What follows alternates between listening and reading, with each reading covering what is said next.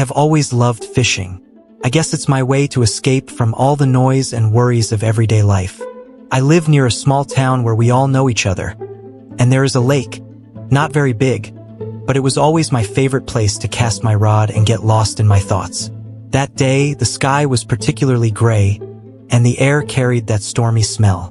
I decided to go to the lake anyway. You know, sometimes you just feel that need to be alone, even if the weather isn't right. I got to the lake, set up my gear, and sat down on the old wooden dock that creaked with every movement. Hours passed, and the breeze grew colder. I hadn't caught any fish, but that didn't matter to me. I was there for the peace, not the fishing. Suddenly, something in the water caught my attention. It wasn't the typical splash of a fish. It was something bigger, something that shouldn't be there.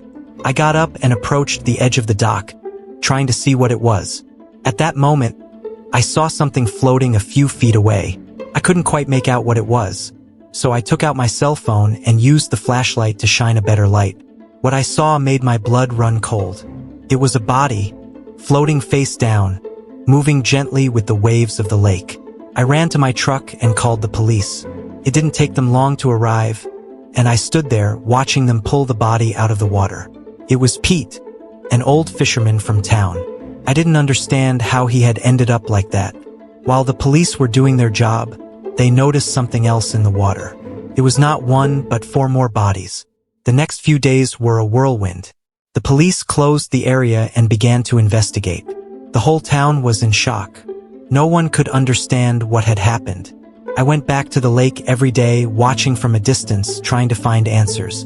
One afternoon, while the policemen were searching the area, one of them called me aside. He asked me if I had noticed anything strange in the previous days. I told him about the times I felt someone was watching me from the trees, but I never saw anyone clearly. The policeman nodded and said they had found footprints and were probably dealing with a killer. Days turned into weeks, and each time they found a clue, it seemed to lead to more questions than answers. One night, as I was watching the news, they announced that they had found a woman murdered in a nearby town and that they believed she was connected to our case. My heart stopped. It was Laura, a woman I used to see at the lake, always alone, always sad.